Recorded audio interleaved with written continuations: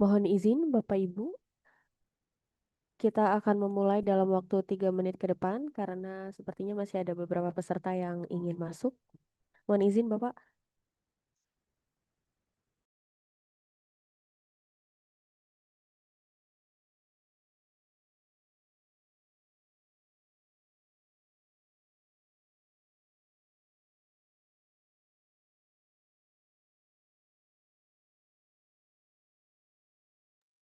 Selamat pagi untuk seluruh peserta Zoom pada pagi hari ini.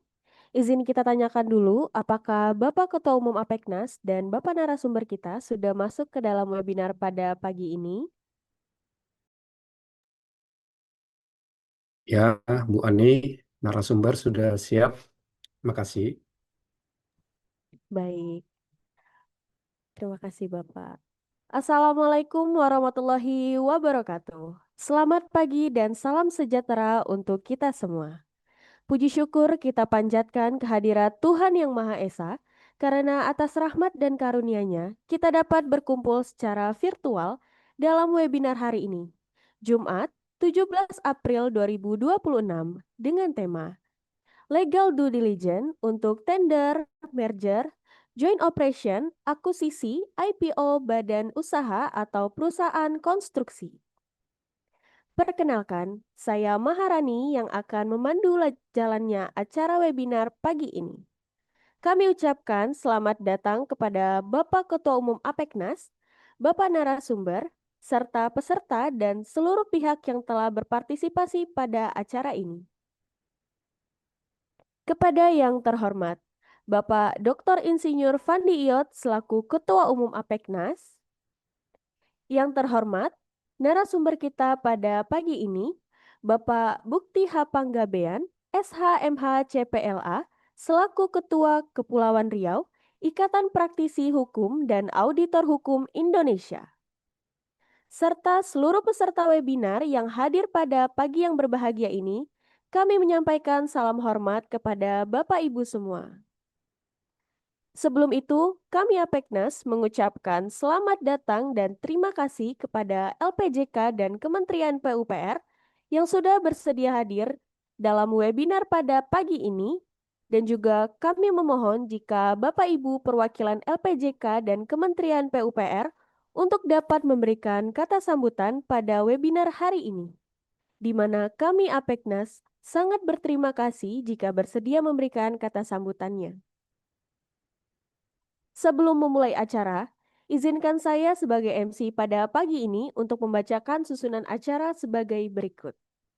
Yang pertama, pembukaan yang sedang berlangsung, dilanjutkan dengan mendengarkan mars dari Apeknas, selanjutnya kata sambutan dari Ketua Umum Apeknas, lalu dilanjutkan dengan sesi foto bersama sebagai dokumentasi, lalu dilanjutkan dengan pemaparan materi oleh narasumber sekaligus diskusi dan tanya jawab, dan diakhiri dengan penutup. Kini, mari kita lanjut ke agenda selanjutnya, yaitu mendengarkan Mars Apeknas. Kepada admin, kami persilahkan untuk pemutaran videonya.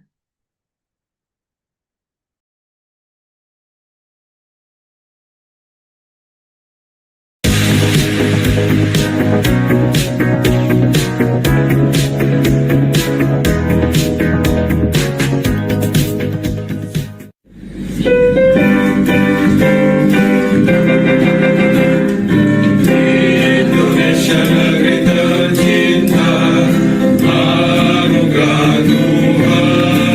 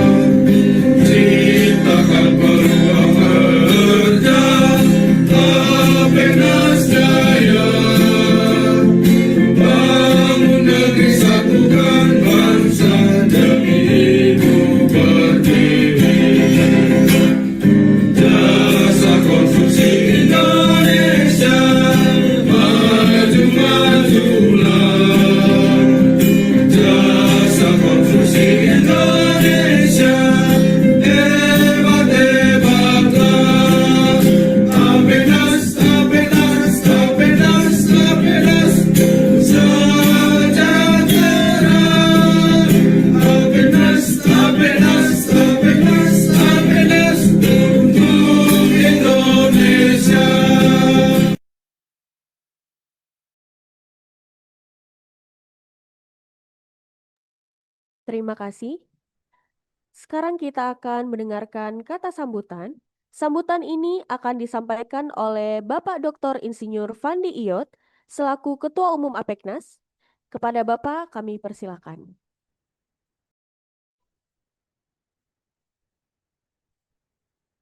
Ya, selamat pagi Mbak Rani. Terima kasih Mbak Rani ya sudah menyusun acara webinar pagi ini sangat baik. Ya. Assalamualaikum warahmatullahi wabarakatuh.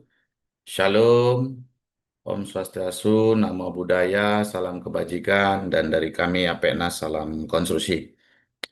Yang terhormat narasumber kita yang luar biasa Pak Bukti Panggabean SHMH. Terima kasih Pak Bukti sudah berkenan bersama PENAS untuk memberikan sebagian daripada ilmu yang dimiliki selama ini. Ya. Kami berharap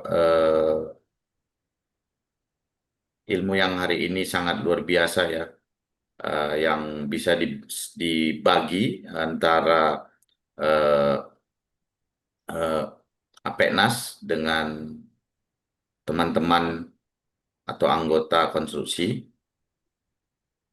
Hari ini kita eh, memiliki narasumber yang luar biasa ya, dari Ketua Ikatan Praktisi Hukum dan Auditor Hukum Indonesia. Bapak Ibu, materi hari ini sangat berguna sekali bagi kita para pengusaha yang kita para pengusaha ingin naik kelas ya, mendapatkan proyek besar namun belum mampu secara pembiayaan, sehingga terkadang kita harus menggunakan atau mendapatkan partnership atau KSO atau JO, Joint Operation, ya, sehingga eh, kita bisa lebih eh, mendapatkan kesempatan yang lebih besar. Untuk itu Bapak Ibu, di dalam beberapa tender, ya, ataupun di dalam KPBU, kerjasama pemerintah badan usaha, maupun antara C to C, company to company, itu juga eh, dibutuhkan perikatan, ya. Dibutuhkan perikatan, di mana perikatan tersebut atau perjanjian tersebut bisa eh, tidak merugikan kita, ya, dan pihak eh, partner juga tidak dirugikan. Untuk itu, Bapak Ibu, di dalam proses-proses tersebut, baik itu mengakuisisi, ya, mengakuisisi satu perusahaan ataupun satu proyek, ya, ini sering kita hadapi di dalam dunia konstruksi. Itu yang disebut dengan legal due diligence, di mana Bapak Ibu kita buta terhadap hukum, ya, terhadap hukum.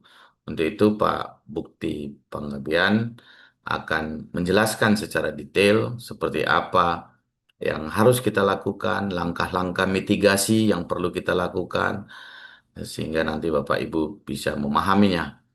Untuk itu, bila mana nanti materi ini telah disampaikan dan masih banyak pertanyaan, bisa disampaikan di chatting room ataupun langsung menghubungi Pak Bukti, ya. Nanti beliau akan menyampaikan eh, pemaparan materinya dan kontak personnya.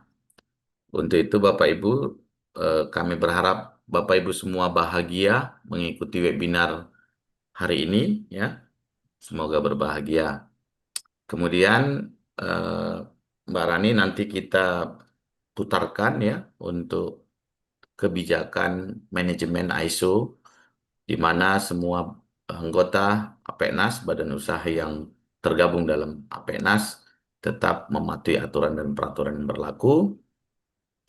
Ya. Kemudian Bapak Ibu, yang kami perlu sampaikan adalah APENAS Institute. APENAS Institute juga telah meluncing ya program eh, pendidikan S3, PhD ke Malaysia, ya, PhD ke Malaysia, dan APENAS akan memberikan beasiswa kepada calon PhD sebanyak 5.000 ringgit Malaysia sampai 15.000 ringgit Malaysia beasiswa. Dengan catatan sangat simpel Bapak Ibu, siapa yang mau melanjutkan S3 PhD, APNAS bekerja sama dengan 30 universitas di Malaysia dan salah satunya adalah Universitas Geomatikal Malaysia, UGM. Dan APNAS akan memberikan beasiswa 5.000 ringgit sampai 15.000 ringgit Malaysia untuk masing-masing ya calon eh, mahasiswa PhD, dengan catatan bersedia menjadi eh, narasumber setiap webinar maupun setiap seminar kami. Itu saja sih, gampang ya. Untuk mendapatkan beasiswa PNAS gampang, kita nggak ribet, langsung berbagi ilmu ya. Bapak Ibu yang bersedia untuk S3, silakan di kontak kami di 0822 8830 338. Dan nanti untuk apa namanya, PIP ataupun overseas company partnership APNAS diputarkan juga Mbak Rani videonya, tapi yang itu agak cepat ya, 2 menit 3 menit ya. Untuk itu Bapak Ibu, supaya kita bisa mendengarkan pemaparan dari Pak Bukti Rantau, daging semua ini, jadi jangan sampai lupa ya, dipasang konsentrasinya baik-baik. Dan kami juga mengucapkan terima kasih kepada Lembaga Pengembangan Jasa Konstruksi LPJK yang boleh hadir mewakili LPJK, berikan masukan, saran, dan kata sambutan bila mana diperlukan. Begitu juga dengan Kementerian PU, Pekerjaan Umum, dan Kementerian PKP yang boleh hadir. Kami ucapkan terima kasih untuk dukungan dan supportnya kepada PNAS. Bapak Ibu yang kami hormati, peserta sekalian, untuk APNAS webinar, karena ini hanya 1 sampai 2 jam ya, jadi kita mendapatkan KUM PKB sesuai dengan eh, jam JP ya. Jadi satu JP ya, satu JP, tapi setiap minggu kita bisa 2 atau 3 kali JP, sehingga 1 bulan kita bisa mendapatkan 12 JP Bapak Ibu, hanya melalui online. Jadi Bapak Ibu yang membutuhkan PKB ya, KUM PKB, ini 1 JP setiap webinar kami. Demikian yang bisa kami sampaikan hari ini. Bapak Ibu semoga berbahagia. Tak ada gading yang tak retak. Kami akhiri.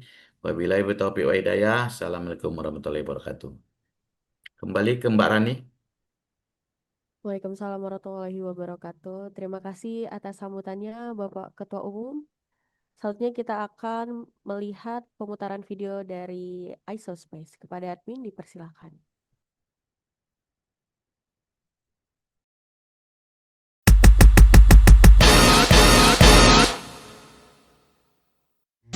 Selamat datang di ISOSpace, mitra Anda untuk sertifikasi ISO. Temukan 4 proses langkah mudah untuk digitalisasi ISO Anda. Langkah pertama, penyusunan dan perencanaan. Dapatkan pelatihan dan analisis kesenjangan. Langkah kedua, penyusunan dokumen. Sesuaikan template ISO yang sudah siap pakai. Langkah ketiga, implementasi dan audit. Integritas dan audit dengan alat yang sudah otomatis. Langkah keempat, sertifikasi. Raih sertifikasi ISO dengan rasa percaya diri. Mudahkan ISO dengan ISOSpace. Kunjungi kami sekarang.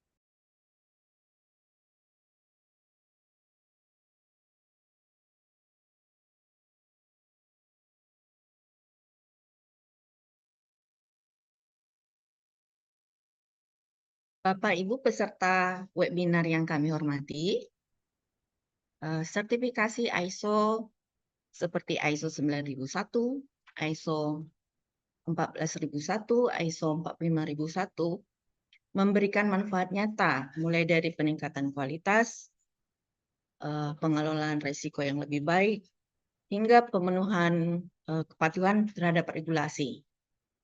Melalui kesempatan ini, kami dari ISO Space mendampingi Bapak Ibu anggota Peknas dalam memproses sertifikasi ISO dengan pendekatan yang praktis, cepat, dan sesuai dengan kebutuhan konstruksi.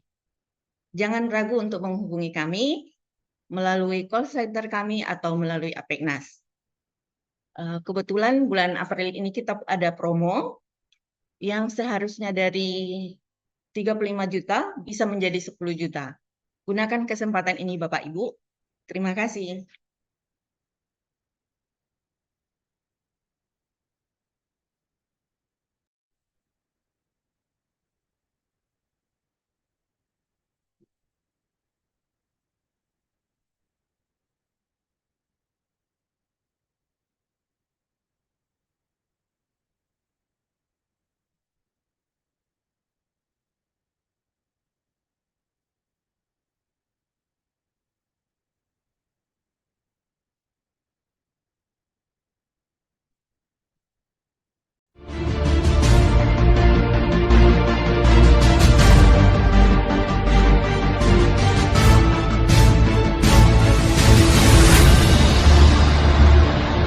Thousands of projects spanning across continents.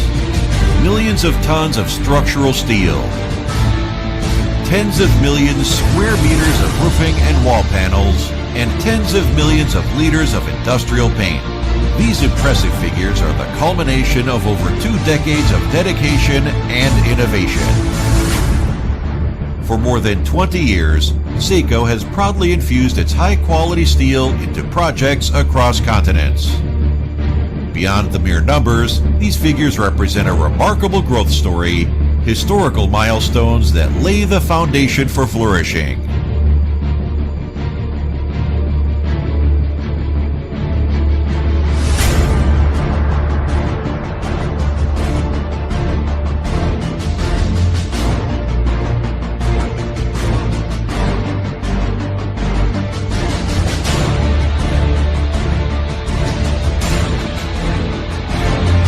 The foundation of Seiko's sustainable growth lies in the unwavering strength of its people and products. Seiko brings clients' visions to life, transforming drawings into tangible structures across diverse industries and sectors.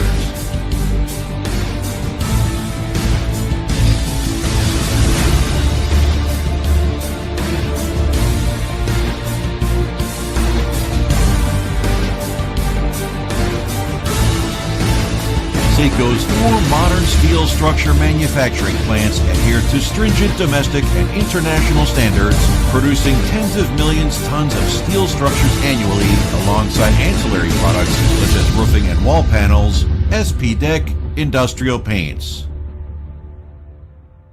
Nearly 1,000 dedicated employees in the Seiko home confidently provides comprehensive solutions from consultation, design, fabrication,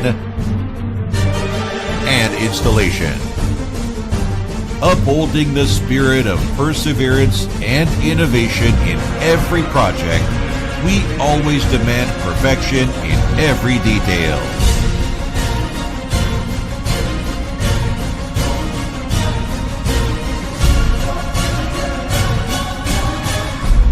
Creativity, sustainability, professionalism are the unwavering principles that guide Seiko's every action. With Seiko, wherever there's a dream, there's success. Our journey of growth is far from over, as we believe that creativity and dedication will propel Seiko to become a global symbol of quality.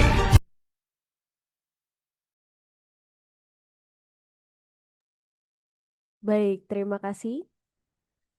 Sebelum ke inti acara webinar online pagi ini, izinkan kami untuk melakukan foto bersama untuk dokumentasi. Mohon kepada seluruh peserta untuk dapat menyalakan kamera Zoom. Baik, Bapak Ibu yang masih belum on cam, boleh on cam terlebih dahulu karena kita akan melakukan dokumentasi. Oke, baik. Dokumentasi akan saya pimpin. Pada hitungan ketiga, admin akan mengambil screenshot untuk setiap slide. Untuk slide pertama, baik, berikan senyum yang terbaik. 1, 2, 3. Oke, baik. Slide kedua, berikan senyum terbaik. 1, 2, 3. Baik, slide terakhir. Senyum 1, 2, 3. Oke, baik. Terima kasih. Sebelumnya kami informasikan bahwa webinar ini menjadi nilai kumulatif dan pengembangan keprofesian berkelanjutan, dan untuk video webinar secara utuh dapat ditonton dari YouTube Apeknas DPN. Kepada seluruh peserta, jangan lupa untuk di-subscribe, dan untuk sertifikat dan materi akan kami kirimkan melalui email ketika Bapak Ibu telah mengisi daftar hadir kembali di hari H yang akan kami kirimkan ke dalam kolom chat. Dan juga kami Apeknas sudah mempunyai channel WhatsApp, jadi mohon dapat follow channel Apeknas di WhatsApp, di mana kami akan mengirimkan update terbaru seputar dunia konstruksi, seminar, dan webinar, terdapat peluang bisnis, lalu regulasi, dan juga event terkini. Selanjutnya, marilah kita memasuki acara inti dari seminar online pada pagi ini, yaitu pemaparan materi oleh narasumber yang nantinya akan dilanjutkan dengan diskusi dan sesi tanya-jawab. Kepada narasumber yang terhormat, Bapak Bukti H. Panggabean SHMH CPLA selaku Ketua Kepulauan Riau, Ikatan Praktisi Hukum dan Auditor Hukum Indonesia, kami persilakan. Baik, terima kasih Ibu Maharani atas waktu dan kesempatan yang diberikan kepada kami. Assalamualaikum warahmatullahi wabarakatuh. Salam Om Swastiastu, Namo Buddhaya, salam kebajikan. Puji syukur kepada Tuhan Yang Maha Kuasa atas berkat dan anugerahnya diberikan kepada kita kesempatan ya untuk dapat berkumpul melalui hybrid Zoom pagi hari ini. Ya, terima kasih juga kami ucapkan kepada Ketua Apeknas, Bapak Dr. Insinyur Fandi Iyot, ST, MPWK, IPM, yang telah memfasilitasi kami untuk melaksanakan seminar maupun sharing terkait pentingnya pelaksanaan legal due diligence untuk proses IPO, merger, joint operation, akuisisi perusahaan maupun kegiatan lainnya. Terima kasih juga kami ucapkan kepada Bapak Ibu peserta yang hadir. Kalau kami lihat di sini yang hadir ada 61 orang ya. Dari berbagai latar belakang, para CEO, corporate lawyer, praktisi hukum, adik-adik mahasiswa maupun Bapak Ibu yang lainnya yang tidak bisa kami sebutkan satu persatu latar belakangnya. Ya. Urgensi kebutuhan legal audit bagi kita, ya, bagi Bapak Ibu sebagai pelaku usaha sangat penting ya, sangat penting. Dan ini pada saat Bapak Ibu melaksanakan perikatan ya, seperti yang disampaikan oleh Pak Ketua Apeknas tadi, pada saat Bapak Ibu untuk expand pengembangan usaha, melaksanakan perikatan kepada mitra yang lain, maka legal due diligence sangat penting. Nah, ini sebelum lanjut ke materinya, perlu mungkin kami sharing sedikit ya Pak Ketua, Bu Maharani. Ini yang pernah kami alami dulu pada saat 2021 ya. Nah, jadi mitra saya mengajak saya untuk join ya. Dalam hal ini bisnis kecil-kecilan ya. Dalam hal ini mungkin Bapak Ibu pasti tahu ya bagaimana pada saat proses lelang ya. Rumah yang sudah gagal bayar dilaksanakan lelang di lelang B ya. Dalam hal ini yang notaris yang melaksanakan lelang tersebut, bukan KPKNL. Nah, jadi dalam hal ini, dalam proses tersebut, saya sebagai investor, ya, saya sebagai investor, mitra saya sebagai pelaksana, proses perizinan dan yang lain-lainnya. Nah, jadi dalam hal tersebut, Bapak Ibu sekalian, si mitra saya menawarkan kepada saya, Pak Bukti, mau nggak bisnis dengan saya? Kenapa? Sekarang kan banyak rumah yang dilelang begitu ya. Nah, terus ada satu unit rumah yang sangat bagus gitu ya, lokasinya, harganya juga sangat harga pasarnya sangat tinggi begitu ya.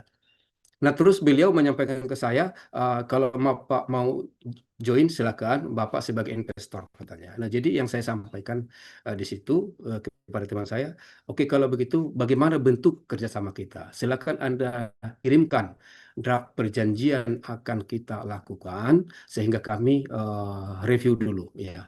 Begitu dikirim ke saya ya draft perjanjiannya, saya review bahwa ada eh, tanggung jawab, hak dan tanggung jawab yang tidak jelas. Saya sebagai investor, dia sebagai pelaksana. Nah, saya sebagai investor pihak pertama, dia sebagai pelaksana, tentu saya sebagai investor akan melindungi kepentingan hukum saya. Sehingga pada saat nanti eh, proses lelang maupun sampai ke penjualan semua sudah comply. Nah, Bapak Ibu tahu bahwa proses untuk lelang itu kan sangat panjang ceritanya ya. Harus kita daftarkan dulu ke BPN, ambil proses sertifikatnya dan yang lain-lainnya sebelum lelang. Nah, jadi apa yang terjadi pada saat itu Bapak Ibu? Setelah berjalan ini proses kerjasama ini, suatu saat setelah rumah tersebut terjual begitu ya, saya sudah dapat bagian saya sesuai dengan kesepakatan, dia sudah dapat. uh, Setahun kemudian ada panggilan dari kepolisian. Bapak Ibu mungkin pasti sudah tahu ya, pada saat sudah ada kop surat Kepolisian Negara Republik Indonesia sektor bla bla bla, ya datang ke rumah. Bagaimana perasaan Bapak Ibu? Nah, ini akan menjadi was-was. Saya sendiri sebagai lawyer juga dengan adanya panggilan tersebut sangat khawatir juga. Ada apa ya? Ada apa?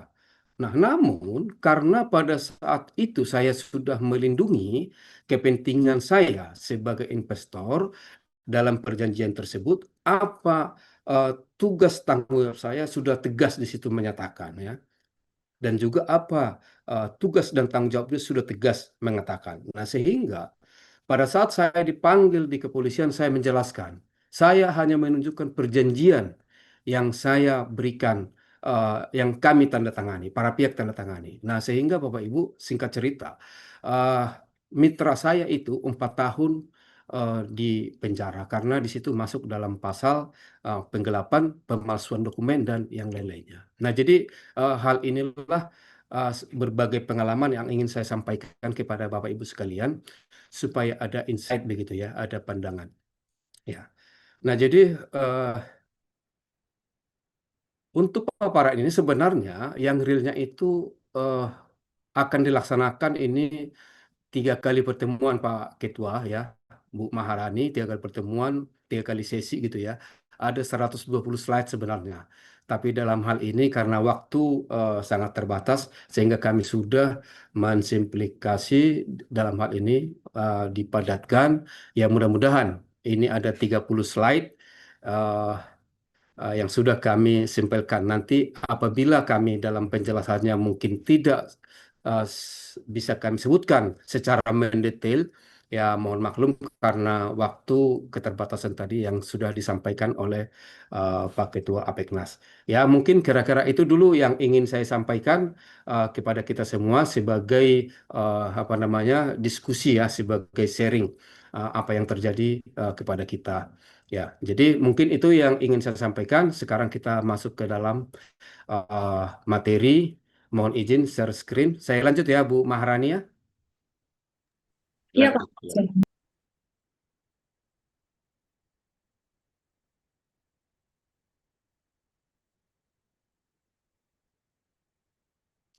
Nggak bisa, ya. Bisa dibuat apa namanya host yang screen, Bu Maharani yang screen. Coba dijadikan co-host Pak Buktinya, admin. Ya, screen, screen, yang screen, Mbak Maharani yang di samping saya Sudah tadi. di akun Bapak sudah dijadikan co-host, Pak. Oke, karena untuk presentasinya ada satu layar lagi yang screen, boleh? Mungkin di layar Ibu bisa lihat screen ini.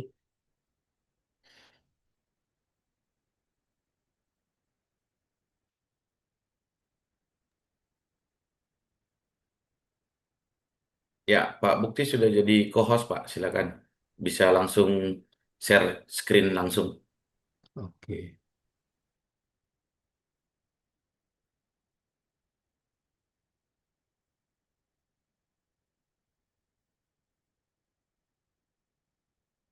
Baik, Bapak Ibu, sudah nampak ya? Baik, sudah Pak.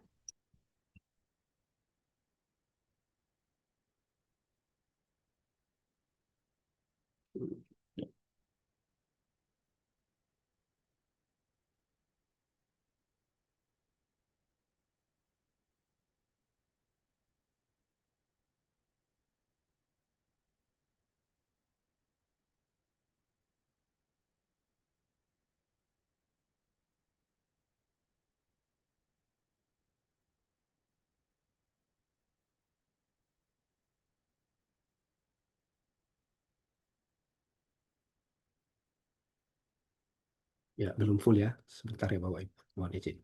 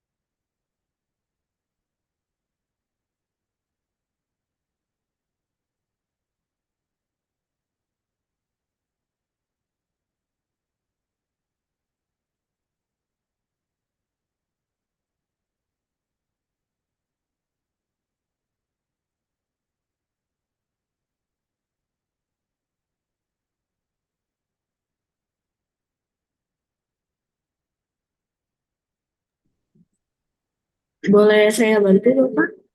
Ya, Ada di ini Pak untuk membesarkan layar di sampingnya size. Di kanan kursornya, di kanan bawah. Ya, karena ada yang size. Nah, itu yang ada seperti layar Pak. Diklik aja Pak. ini ya.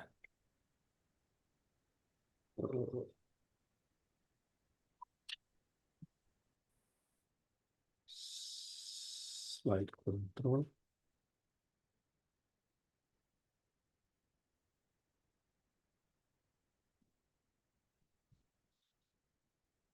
Mana Pak layar dulu ya. Oke. Nah, ya, baik Bapak Ibu. Eh,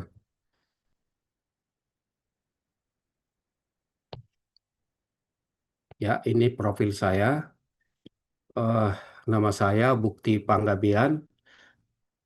Mungkin kalau dari nama tersebut Bapak Ibu pasti sudah tahu asal saya dari mana begitu ya. Ya, saya dari Sumatera Utara. Saya sudah 25 tahun bergerak di bidang hukum begitu ya. Saya juga punya sertifikat eh, mediator yang dikeluarkan oleh Pusat Mediator Nasional dan juga sertifikat Beradi ya dan juga sertifikat auditor hukum. Ya, eh, legal audit atau LAJIM juga disebut legal due diligence adalah kegiatan pemeriksaan seksama dari segi hukum yang dilakukan oleh konsultan hukum terhadap suatu perusahaan atau objek transaksi sesuai dengan tujuan transaksi untuk memperoleh informasi atau fakta material yang menggambarkan kondisi suatu perusahaan ataupun suatu objek transaksi. Ya, ini dasar-dasar hukum pelaksanaan legal audit yaitu dalam hal ini Undang-Undang 40 tahun 2007, Undang-Undang PT, ya di situ akan nampak bagaimana untuk anggaran dasar, RUPS dan juga perbuatan hukum lainnya. Dan juga ada Undang-Undang 8 tahun 1995, Undang-Undang Pasar Modal, ya, yang mewajibkan pemeriksaan legal due diligence bagi perusahaan yang akan melaksanakan IPO. Nah, itu tadi Pak Ketua sudah menyampaikan, pada saat Bapak Ibu CEO akan expand ya, mengembangkan bisnis. Nah, untuk IPO, maka wajib kepada Bapak Ibu untuk melaksanakan legal due diligence. Ya, gunanya apa? Ya, jadi sehingga Bapak Ibu pada saat mengembangkan perusahaan korporasi tersebut, maka Bapak Ibu perlu mungkin untuk tambahan dana, mitra, dan yang lainnya. Nah, sehingga untuk legal due diligence sangat diperlukan. Ya, tujuan legal audit yaitu untuk mengidentifikasi risiko hukum. Ya, seperti yang kami sampaikan di awal tadi, mengidentifikasi, menilai kepetahuan, eh, dan juga memberikan gambaran secara komprehensif atas potensi masalah suatu perusahaan sebelum IPO maupun kegiatan lainnya, sehingga memastikan transaksi yang Bapak Ibu lakukan itu adalah clear and clean. Dan juga dalam hal ini tujuannya adalah untuk melindungi reputasi Bapak Ibu. Ya, bisa dikatakan pada saat suatu perusahaan Bapak Ibu katakan ada di media besar ya, bahwa perusahaan A yang bergerak di bidang konstruksi yang besar di salah satu kota dipanggil ke kejaksaan atau dipanggil ke kepolisian atau bersengketa dengan mitra bisnisnya, eh, maka hal tersebut walaupun katakan itu tidak terbukti, maka akan menjadi reputasi buruk kepada perusahaan yang Bapak Ibu pimpin.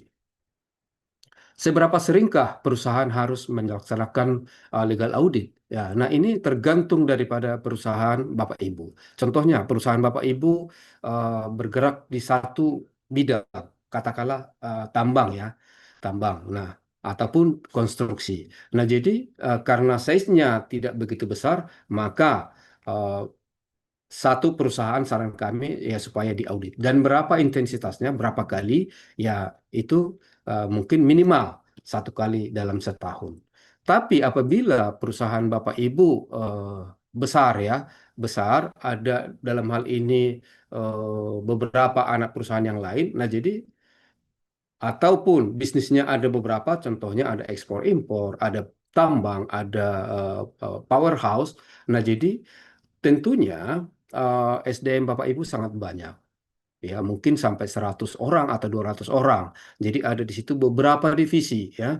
Ada divisi operasi, ada divisi pengembangan usaha, expand, ada eh, divisi untuk niaganya dan juga mengenai yang lainnya. Nah, ini perlu bisa juga dilaksanakan di beberapa beberapa kali untuk melaksanakan audit. Dan juga pada saat Bapak Ibu katakanlah mau expand ke bisnis yang lain ya. Jadi ini intensitas sangat dibutuhkan. Nah, berapa kali? Ya minimal sekali dalam setahun. Ya, objek legal auditnya apa saja yang dilaksanakan legal audit seperti yang kami sampaikan tadi, bahwa apabila perusahaan Bapak Ibu tidak begitu besar ya, ini masih awal-awal nih. Contohnya masih 20 30 apa namanya SDM, sumber daya manusianya. Nah, sehingga uh, kami sarankan satu perusahaan. Tapi apabila perusahaan Bapak Ibu besar seperti yang kami sampaikan, ada beberapa karyawan atau beberapa bidang, maka bisa juga per divisi. Tergantung Bapak Ibu melihat mana kira-kira yang urgent. Apakah di bidang apa namanya di bidang bisnis ya, karena itu yang berhubungan dengan mitra ya. Dan juga legal audit dilaksanakan kepada entitas ekonomi lainnya. Ya, hal-hal yang ditelaah dalam legal audit yaitu di sini ada beberapa, yaitu akte pendirian, ya, terus ada perjanjian material, ada juga terkait dengan perizinan, ya, hak kekayaan intelektual. Nah, terus dilihat juga litigasi, litigasi ada proses hukum yang terjadi di perusahaan Bapak Ibu, ada sengketa atau pelanggaran lainnya, ketenagakerjaan juga, ya, dan juga ada aset perusahaan. Nah, ini semuanya dilaksanakan untuk proses legal audit. Ya, walaupun Bapak Ibu katakan nih mempunyai in-house lawyer atau corporate lawyer ataupun ada bidang legal di perusahaan Bapak Ibu, tapi mungkin karena kebanyakan apa yang harus diurusin atau kadang karena kebutuhan perusahaan pimpinan yang menyegerakan supaya cepat selesai proses tanda tangan kontrak dan segala macamnya sehingga ada hal-hal yang substansial yang terlewatkan. Nah, itu perlu dilaksanakan legal due diligence. Nah, di sini ada 7 item ya, minimal ada 7 item di sini, dan ini pun bila dikembangkan item-itemnya bisa mencapai 50 ataupun 100 item yang akan diperiksa di audit proses. Contohnya seperti akte pendirian, dan di sini banyak ya, pemegang sahamnya bagaimana, RUPS-nya bagaimana, terus modal yang disetorkan, ditempatkan ya. Nah, itu semua harus diaudit. Apakah itu comply atau tidak? Apakah itu perubahan daripada anggaran dasar tersebut telah didaftarkan ke Menkumham atau tidak? Ini termasuk compliant, ya. Begitu juga terkait dengan perjanjian-perjanjian, ya. Nah, dalam perjanjian di sini apakah perjanjian tersebut sudah sesuai dengan 1320 KUH Perdata, ya, dan juga terkait dengan perizinan-perizinan lainnya. Ya, legal due diligence juga selain aspek hukum yang akan diaudit, ya, nah itu ada juga faktor yang dalam hal ini mengenai keuangan, ya, keuangan. Jadi aspek keuangan yang akan diaudit di sini, eh, auditor akan melihat, ya, komponen-komponen keuangan audit tersebut. Kas dan setara kas akan dicek. Memastikan saldo kas fisik dan bank sesuai dengan catatan. Nah, juga ada piutang usaha, persediaan, ya, aset tetap, utang dan kewajiban, pendapatan beban, ya, pendapatan beban dan yang lain-lain sebagainya. Ya, di samping finansial juga yang diaudit, ada juga aspek pajak, ya, aspek tax. Apakah comply terkait dengan aturan perpajakan kita, ya. Ya, dalam hal ini bagaimana ekualisasi omset dan PPN, ya, ekualisasi biaya dengan PPh potong pungut, dan juga pemeriksaan biaya yang lainnya. Ada juga validitas faktor pajak masukan, perhitungan penyusutan aset tetap, transaksi dengan pihak yang berelasi juga. Ya, di samping itu juga ada faktor lingkungan and environment. Ya, dalam hal ini apabila perusahaan Bapak Ibu katakanlah bergerak di bidang tambang, ya, ataupun energi, ya.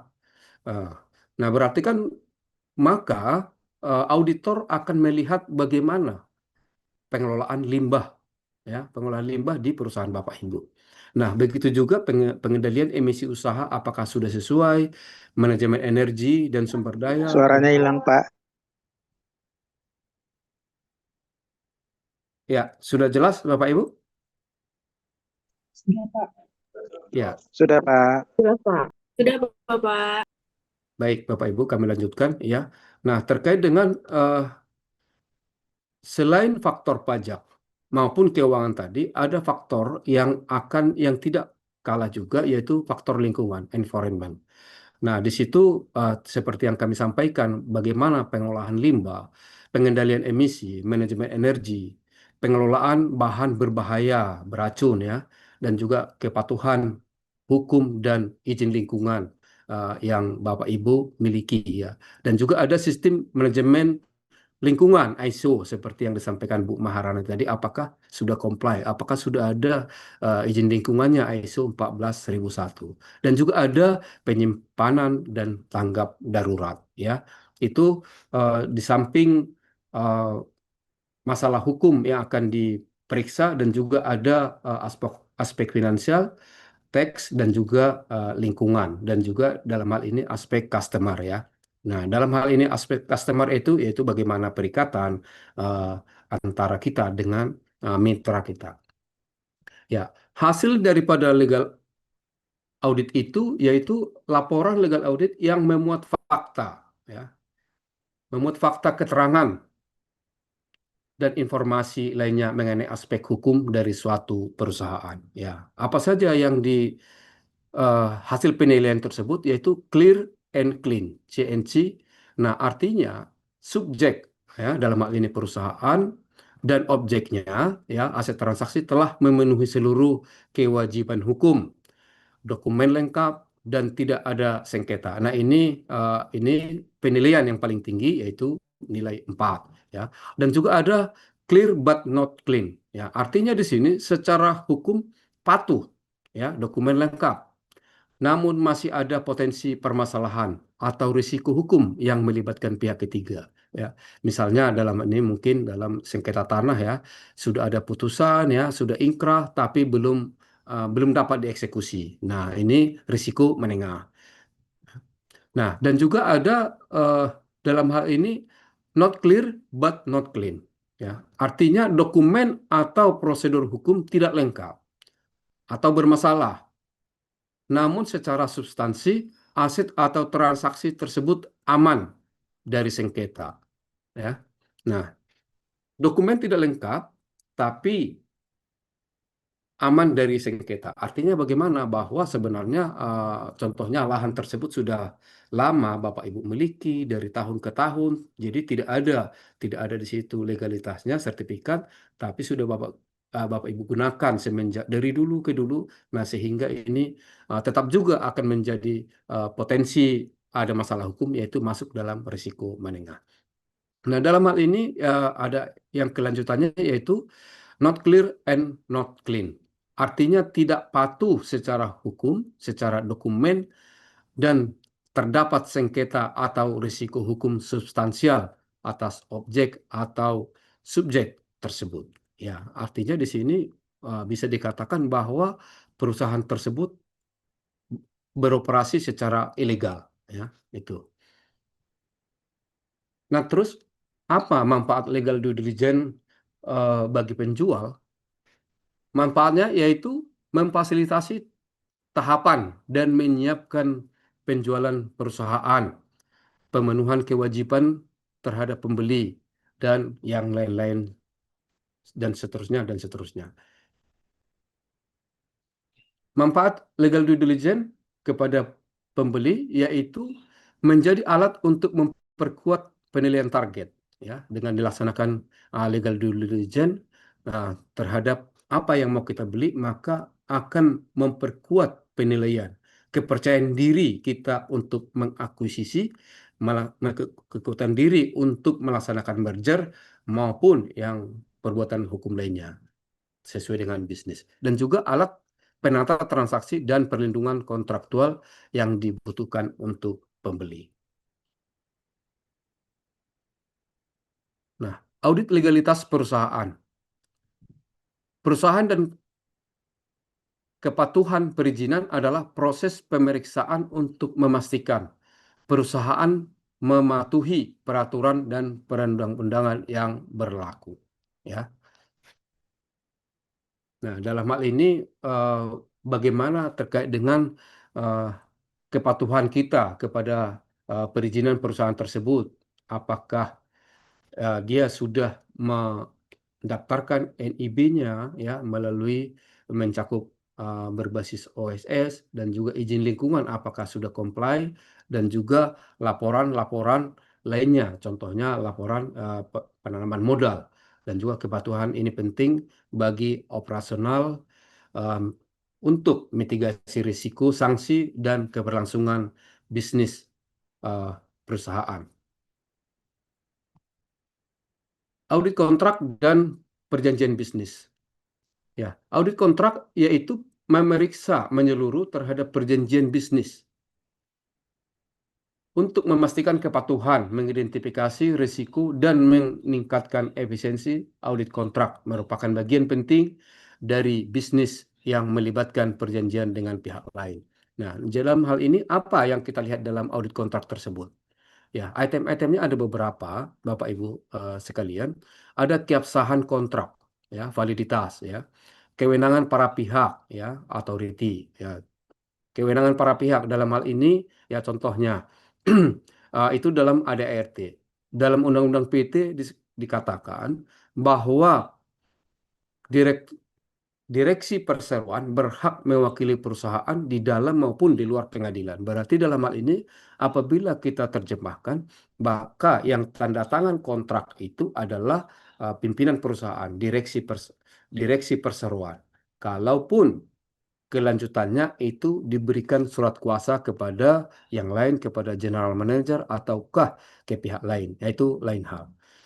Dan juga kita lihat di sini kepatuhan hukum memeriksa apakah kontrak mematuhi peraturan perundang-undangan yang berlaku dan tidak bertentangan dengan ketertiban umum ya. Nah, dalam hal ini harus sesuai dengan 1320 KUH Perdata, yaitu adanya suatu hal, cakap ya, dan legal apa yang diperjanjikan. Ya, dan juga itu contoh bagaimana tentang audit kontrak yang akan kita laksanakan. Mengapa harus mengaudit kontrak bisnis?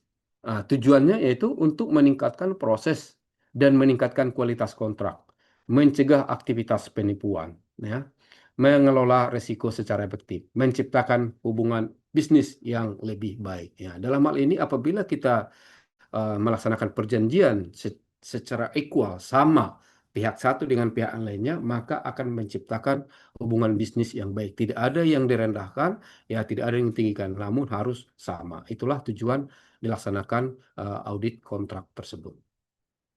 Ya, di samping audit kontrak juga ada audit ketenagakerjaan ya, Bapak Ibu ya. Nah, audit ketenagakerjaan di sini yaitu memeriksa aspek-aspek hubungan kerja antara pekerja dan pengusaha. Audit ini bertujuan untuk memastikan bahwa organisasi mematuhi peraturan hukum ketenagakerjaan yang berlaku. Nah, di sini itemnya apa saja yang dilihat, yaitu audit pada PKWT ya, pekerja kontrak, dan juga PKWTT. Untuk memastikan sesuai dengan Undang-Undang Cipta Kerja yang sudah sekarang ini. Dan juga bagaimana peraturan perusahaan atau perjanjian kerja bersama. Apakah masih berlaku peraturan perusahaan atau perjanjian kerja bersama tersebut, ya, memastikan masih berlaku, masih comply ya aturan-aturan tersebut, perjanjian kerja bersama tersebut. Dan apabila itu tidak sesuai lagi ya masa berlakunya, maka pada suatu saat nanti ada hubungan permasalahan dengan pihak karyawan Bapak Ibu, maka ini sudah dikatakan cacat hukum ya, karena memang sudah expire, sudah mati dia, sudah tidak diperpanjang ya. Dan juga kita melihat di situ dokumen tenaga kerja asing, pemeriksaan RPTKA-nya, INTA-nya, dan juga wajib lapor tenaga kerja asing. Apakah itu sudah sesuai?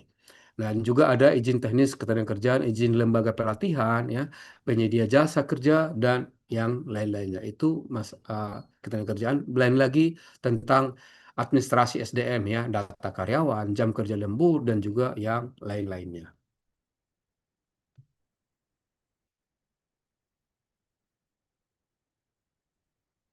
Nah, di samping audit ketenagakerjaan, audit hubungan industrial, ya. Nah, di sini juga akan diaudit bagaimana perselisihan haknya, ya, perselisihan kepentingan, ya, dan juga perselisihan pemutusan hubungan kerja, perselisihan antar serikat buruh dalam suatu perusahaan. Nah, jadi semuanya harus dilihat terkait dengan aspek hubungan industrial. Nah, dan juga dalam hal ini audit kepada perusahaan juga ada, yaitu audit tata kelola. Adalah proses untuk mengevaluasi pengelolaan perusahaan didasarkan pada prinsip-prinsip GCG. Ya. Nah, apa itu prinsip GCG? Yaitu akuntabel, ya, transparan, ya. Dan tujuannya di sini yaitu untuk memastikan bahwa perusahaan menjalankan aktivitas bisnisnya sesuai dengan prinsip GCG, memastikan perusahaan mematuhi peraturan perundang-undangan, memastikan perusahaan menerapkan manajemen risiko, dan juga ada perusahaan mengelola keuangan dengan baik, memastikan perusahaan mengelola risiko dengan baik, ada mitigasi risiko. Ada juga yaitu dalam hal ini audit kepatuhan ketiga ya. Nah, jadi dalam audit kepatuhan ketiga itu yaitu tujuannya apa? Untuk menjamin kepatuhan regulasi yang berlaku. mengidentifikasi potensi bahaya dan mengevaluasi risiko, menilai sejauh mana kebijakan dan prosedur keselamatan diterapkan, mengambil langkah perbaikan, meningkatkan kesadaran, mendorong perbaikan. Nah, dalam hal ini, apalagi Bapak Ibu yang bergerak di bidang konstruksi ya, audit kepatuhan ketiga harus sangat dibutuhkan ya, karena ini akan menyangkut mengenai nyawa orang ya. Nah, sehingga hal-hal ini sangat harus menjadi perhatian utama juga kepada Bapak Ibu sebagai CEO untuk mengelola suatu perusahaan. Nah, di samping itu juga ada audit hak kekayaan intelektual (HKI). Nah, ada dasar hukumnya yaitu Undang-Undang 20 tentang merek, tentang paten, tentang hak cipta, tentang desain tata letak, sirkuit terpadu, dan juga desain industri, ya, rahasia dagang, dan juga varietas tanaman. Ya, itu aturan yang mengatur tentang HKI. HKI merupakan hak eksklusif yang dijamin oleh hukum atau peraturan kepada seseorang atau sekelompok orang atas karya ciptanya, sehingga orang atau kelompok tersebut dapat menikmati manfaat ekonomis dari hasil suatu kreativitas intelektual tersebut.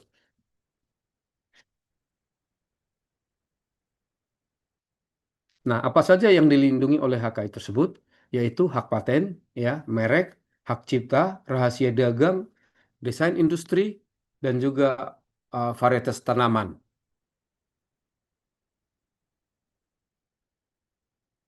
Nah, di samping itu, Suaranya hilang lagi, Pak. ya, 1, 2, 3. Udah jelas, Pak? Sudah, Pak. Baik, makasih. Ya, di samping yang kami sebutkan terkait dengan hak kekayaan intelektual, ada juga yang dilanjutkan lagi untuk audit bagaimana hukum perlindungan konsumen. Ya, Undang-Undang Nomor 8 Tahun 1999 tentang perlindungan konsumen. Nah, di sini diatur bagaimana pelaku usaha dan juga pelanggan itu, apa hak daripada pelaku usaha, apa hak daripada si konsumen ya. Ya, dalam hal ini apa saja yang diaudit, yaitu produk, layanan, perilaku pelaku usaha, desain produk, penyediaan informasi produk, dan juga yang lain-lain sebagainya. Nah, ini bagaimana terkait dengan perlindungan konsumen supaya tetap diperhatikan. Walaupun sebenarnya dalam prakteknya ya, perlindungan konsumen kita sebagai konsumen itu kadang tidak begitu ditanggapi. Namun hal ini akan menjadi preventif ya kepada perusahaan Bapak Ibu sendiri supaya jangan sampai ada masalah-masalah hukum yang terjadi. Ya. Audit perlindungan data pribadi dan hukum cyber. Mengapa penting perlindungan data pribadi? Yaitu bagi perusahaan, audit privasi data bukan sekedar formalitas. Audit ini merupakan kunci utama untuk menjaga integritas, operasi, dan reputasi perusahaan. Audit berfungsi sebagai pemeriksaan internal untuk melindungi data pelanggan, mencegah pelanggaran data, dan memastikan kepatuhan terhadap standar perlindungan data. Nah, ini Bapak Ibu mungkin sudah tahu juga ya bagaimana contohnya perlindungan data privasi ini apabila kita ke bank ya, contohnya nama si A ya, minta tolong nomor jumlah rekeningnya berapa katanya. Nah, itu mereka itu dilindungi ya, itu kode etik mereka bahwa tidak boleh diberikan data tersebut kepada yang lain, sekalipun itu saudaranya sendiri. Nah, itu bisa diberikan oleh bank itu apabila ada proses pemeriksaan hukum ya. Nah, ada audit resmi dari penegak hukum, maka hal tersebut diberikan oleh pihak bank. Dan begitu juga mungkin perusahaan-perusahaan lain ya. Perusahaan lain juga seperti itu. Contohnya mungkin di PLN ya. PLN juga begitu. mereka punya pelanggan ya, ada 300-an ribu pelanggan, jutaan pelanggan, bahwa data tersebut tidak bisa diberikan kepada pihak lainnya. Nah, kecuali pada saat ada pemeriksaan di pihak penyidik maupun yang lain, maka itu pun harus berdasarkan surat resmi dari instansi tersebut ya. Nah, sehingga bisa diberikan dalam proses pemeriksaan. Ya, kesimpulannya yaitu manfaat utama pelaksanaan legal due diligence ini adalah untuk mengidentifikasi risiko hukum, ya, kewajiban tersembunyi dan kepatuhan perizinan suatu perusahaan sebelum bertransaksi. Ya, proses ini memberikan perlindungan hukum bagi investor, membantu valuasi harga yang akurat, serta memastikan legalitas aset dan dokumen perusahaan, sehingga meminimalisir atau mencegah masalah-masalah hukum yang terjadi di kemudian hari ya. Nah, jadi ya hal inilah harus kita jadikan budaya kepada Bapak Ibu CEO, pimpinan perusahaan, bagaimana audit hukum itu dimaksimalkan ya. Apabila Bapak Ibu katakan eh, bergerak di bidang bisnis ya. Nah, sudah kita tahu bagaimana proses-proses tender ya. Proses tender sangat sangat ketat ya, sangat ketat bagaimana kompetisinya harus melengkapi A, B, C segala macam ya. Nah, tapi pada saat Bapak Ibu sudah tanda tangan kontrak, sudah mendapat bayaran ya, seharusnya Bapak Ibu itu sudah tenang-tenang ya, mengopi-mengopi ya.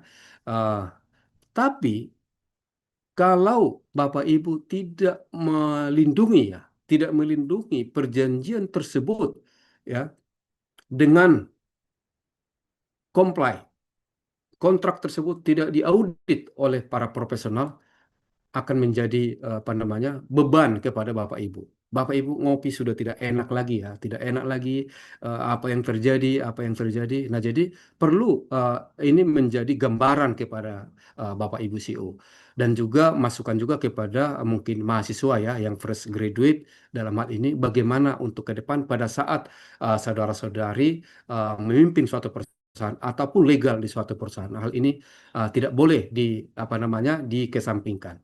Nah, bisa kita lihat pada saat katakan nih yang profesional di Eropa ya, contohnya pemain bola ya. Pemain bola itu bukan yang melaksanakan negosiasi itu dia sendiri, bukan. Beliau itu pasti didampingi oleh penasihat hukum ya, lengkap semuanya. Nah, terus bagaimana kenapa pada saat katakanlah suatu pemain bola besar ya ditangkap karena adanya penggelapan pajak? Ya memang dalam audit hukum itu tidak cukup hanya satu disiplin ilmu yang dimiliki. Seperti yang kami sampaikan tadi di awal, ada faktor finance ya. Seperti kami biasa di bagian hukum ya, ketenagakerjaan, undang-undang apa namanya korporasi, perizinan ya.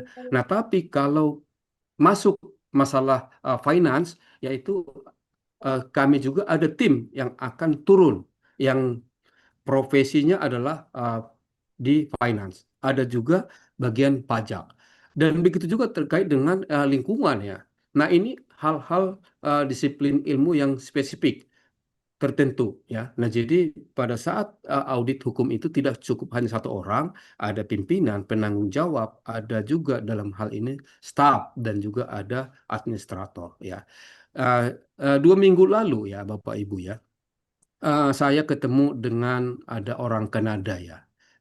Orang Kanada ini datang berlibur ke Batam karena di Kanada itu kan lagi apa namanya lagi tidak kondusif ya. Bagaimana paman eh, si Trump itu bagaimana mengkerdilkan Kanada sehingga bisnis mereka tidak tidak apa namanya tidak bergeliat seperti yang dulu-dulu. Nah, jadi saya cerita sama dia, what your profession?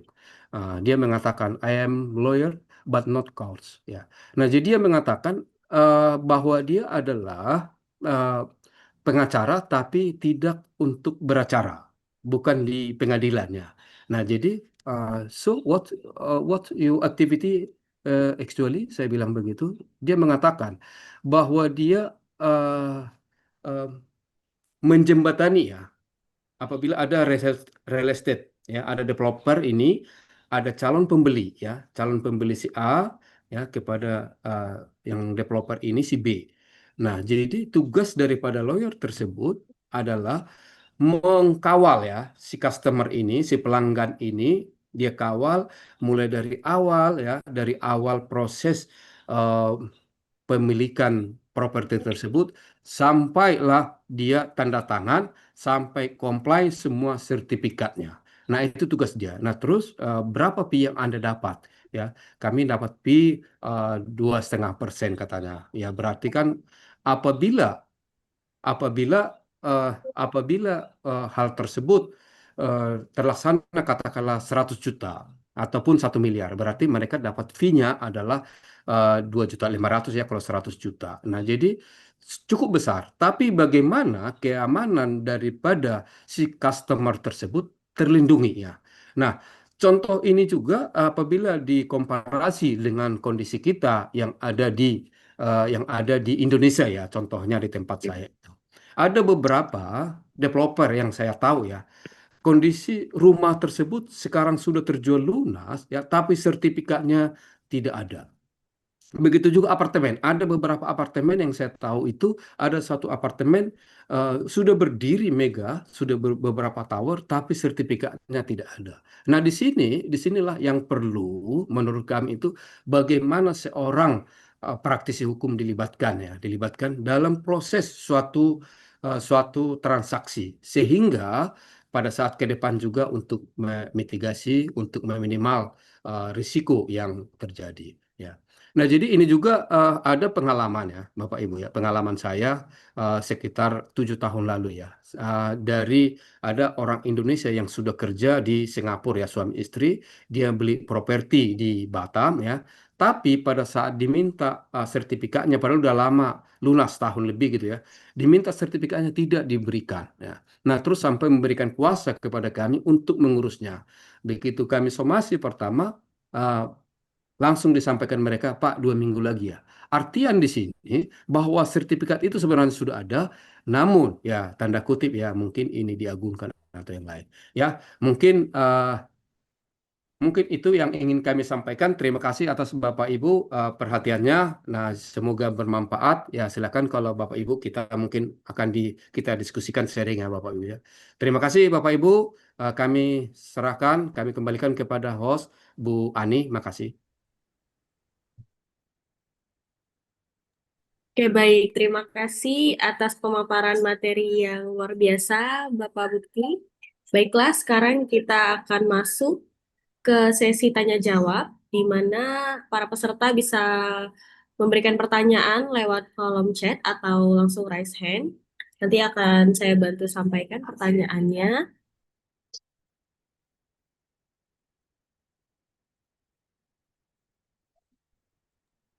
Ya, mungkin bisa apa share pengalaman begitu ya, seperti yang kami sampaikan tadi, mungkin supaya menjadi ada insight lah ya kepada Bapak Ibu semua terkait dengan masalah hukum. Silakan Bapak Ibu.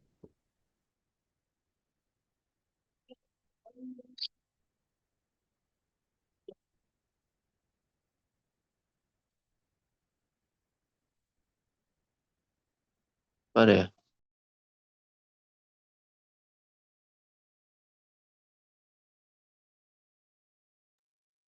Silakan Bapak Ibu, jika ada yang ingin ditanyakan terkait materi yang tadi sudah dijelaskan oleh pemateri kita hari ini, boleh langsung share ke kolom chat atau mungkin raise hand.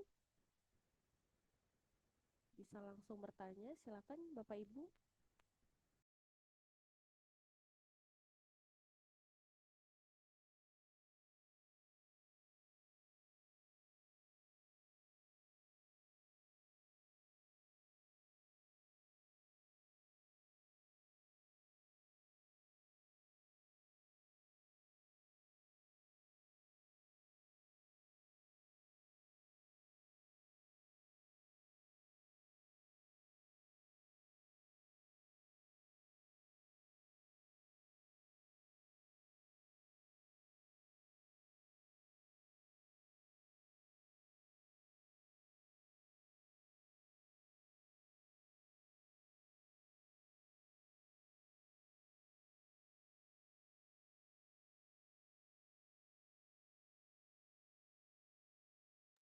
Ya, kepada Bapak Ibu yang mungkin masih ingin bertanya, boleh silakan kirim pertanyaan lewat kolom chat atau langsung raise hand.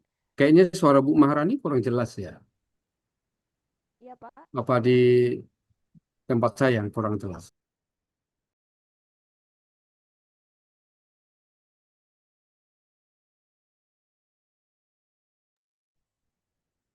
Halo, tes.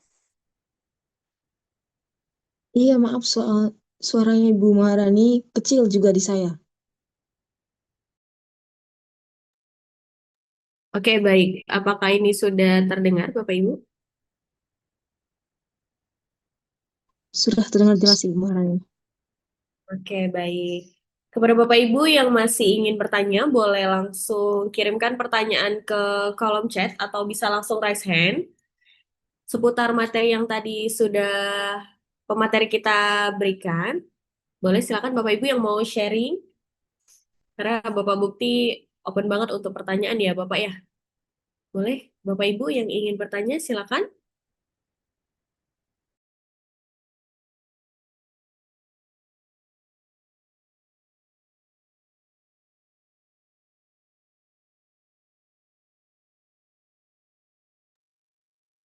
Apa mungkin sudah jelas semua ya, Bapak Ibu semua ya? Atau sudah saya jelaskan secara komprehensif sehingga eh, tidak ada yang perlu dipertanyakan kembali mungkin ya. Mungkin ya atau mungkin ada diskusi ke depan ya, kami sangat welcome juga kepada Bapak Ibu.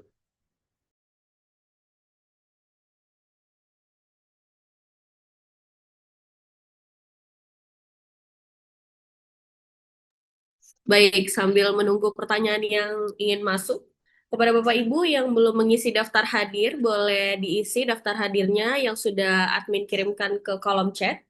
Karena sertifikat dan juga materi webinar hari ini akan dikirimkan apabila Bapak Ibu sudah mengirimkan daftar hadir dan mengisi pada hari ini. Oke, baik. Di sini ada yang raise hand. Ada saudara Matt Rizal. Kepada Bapak boleh silakan Bapak sampaikan pertanyaannya. Ya, terima kasih. Pak Bekti, mohon informasi apakah ada pengalaman terkait dengan KSO pekerjaan konstruksi Pak atau joint operation tadi yang Bapak sebutkan di awal.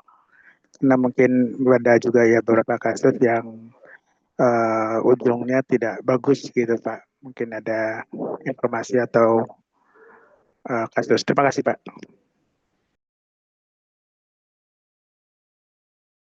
Oke, baik. Terima kasih Bapak. Silakan kepada Bapak Bukti. Mohon untuk menjawab pertanyaannya.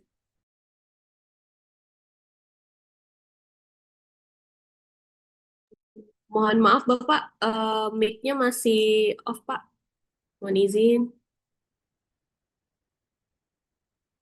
Diulang pertanyaannya ya Bu Maharani, karena tempat saya hujan ini ya, jadi kurang jelas tadi apa yang disampaikan oleh Pak Major Rizal. Silakan.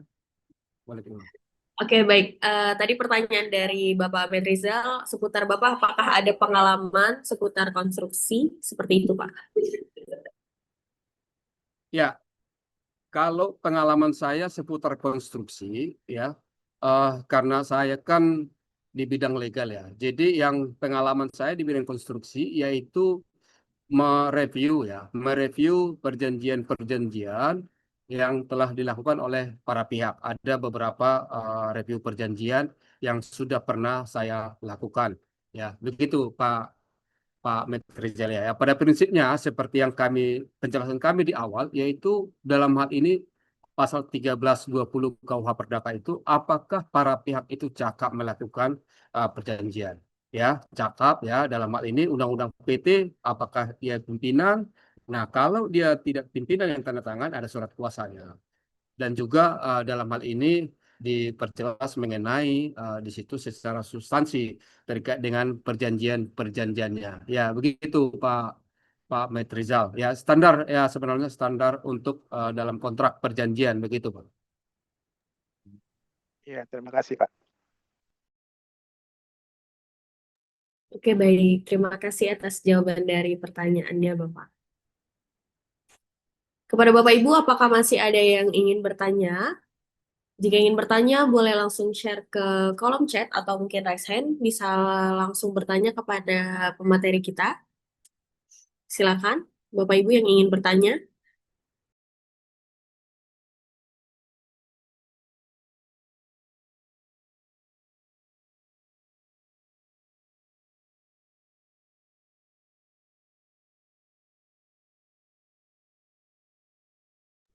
Ya, terima kasih Pak Bukti, Mbak Rani, izin ya. Terima kasih Pak Bukti untuk presentasinya. Eh, Dikarenakan sebentar lagi sudah masuk ke sholat Jumat, mungkin Pak Bukti bisa memberikan nomor kontak person yang bisa dihubungi Bapak Ibu sekalian. Baik,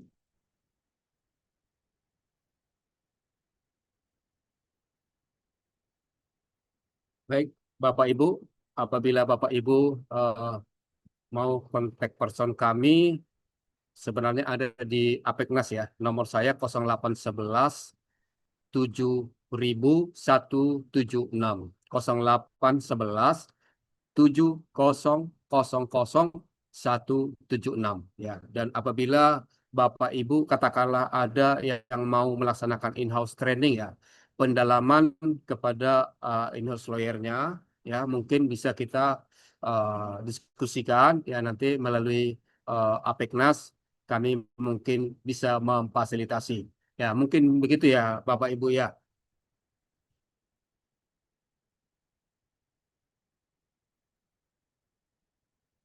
Oke, baik. Terima kasih, Bapak. Di sini kita ada masuk satu pertanyaan lagi, Bapak Bukti, mohon izin. Di sini ada pertanyaan dari Bapak Fikri. Pertanyaannya yaitu dalam akuisisi perusahaan konstruksi, apakah temuan legal due diligence terkait proyek yang tidak memenuhi izin lingkungan beresiko membatalkan IPO? Ya, Baik, boleh langsung dijawab, Bapak. Silakan. ya, kalau dalam hal ini ya Bapak Ibu ya, karena memang untuk perizinan itu sangat substansial ya. Seperti yang kami sampaikan tadi, dalam hasil legal due diligence itu ada yang dikatakan dalam hal ini uh, not clean, not clear ya. Nah, dalam hal ini menurut kami itu adalah yang sangat substansi. Ya, jadi untuk uh, pertambangan yang tidak punya izin ya, tidak punya izin ya, atau belum mempunyai izin secara penuh, menurut kami itu harus menjadi pertimbangan kepada Bapak Ibu untuk menunda dulu sampai perizinan tersebut comply. Itu dari kami. Terima kasih. Oke, baik. Terima kasih atas jawabannya, Bapak Bukti. Bagaimana Bapak Fikri, apakah pertanyaannya sudah terjawab? Saya izin mengingatkan kembali lagi kepada Bapak Ibu yang belum mengisi daftar hadir, dimohon untuk mengisi daftar hadir yang sudah dikirimkan di kolom chat. Karena sertifikat dan materi webinar hari ini akan dikirimkan apabila Bapak Ibu sudah mengirimkan daftar hadir yang sudah dikirimkan melalui kolom chat. Terima kasih. Oke, baik Bapak Ibu, jika masih ada pertanyaan, boleh langsung share ke kolom chat.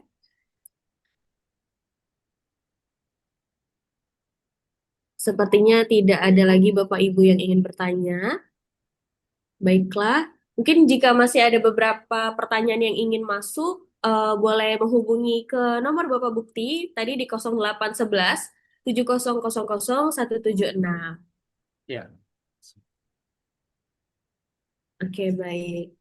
Di sini ada pertanyaan, Bapak, izin dari Bapak Tohani. Izin bertanya, kalau pada saat pertengahan pekerjaan konstruksi ada yang tidak sesuai perjanjian, gimana tindak lanjutnya, Pak? Baik, Ya, boleh silakan.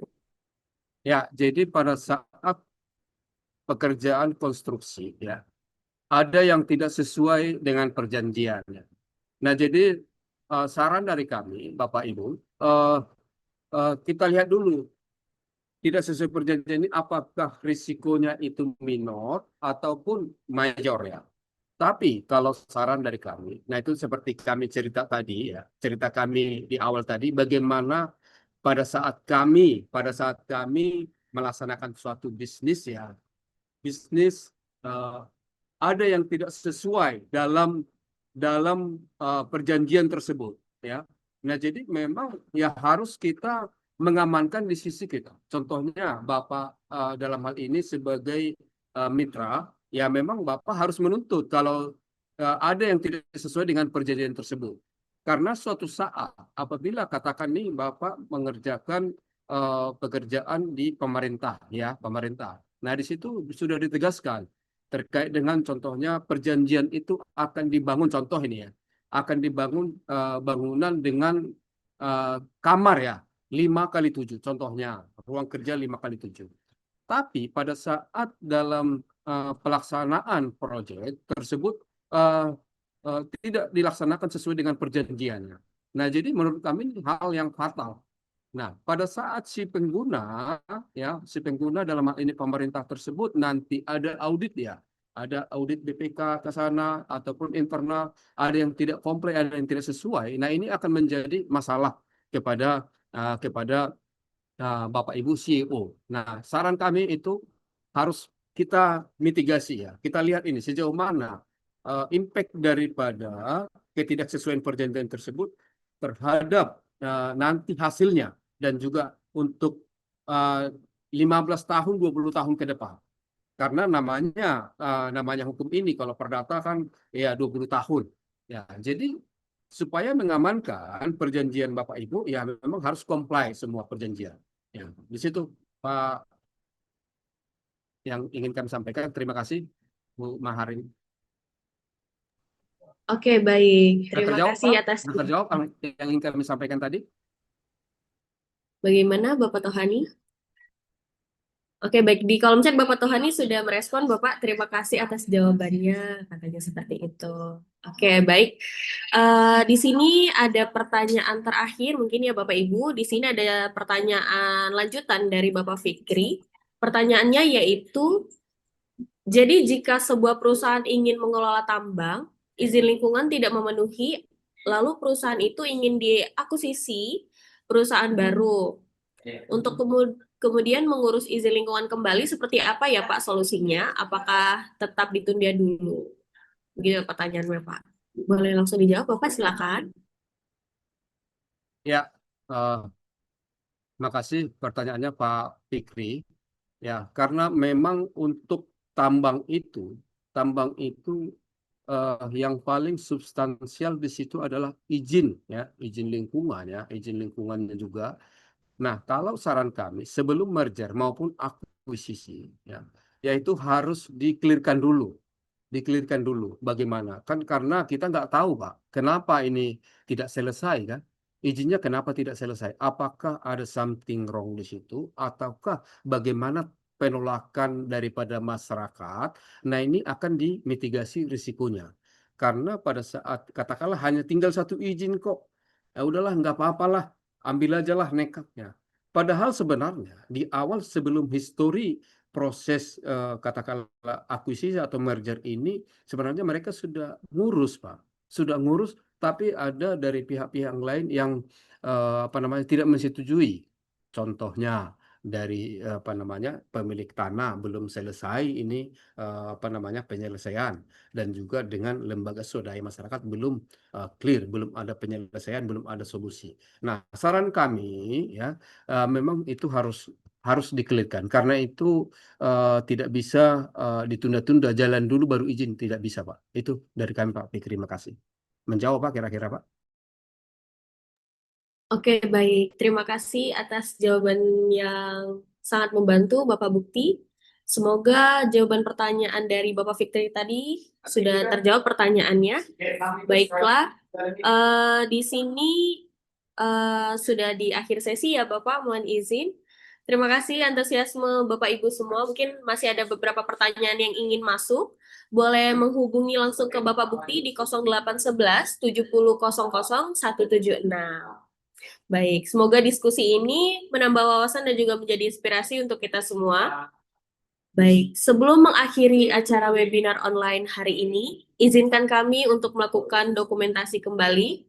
Mohon kepada seluruh peserta untuk menyalakan kamera Zoom-nya.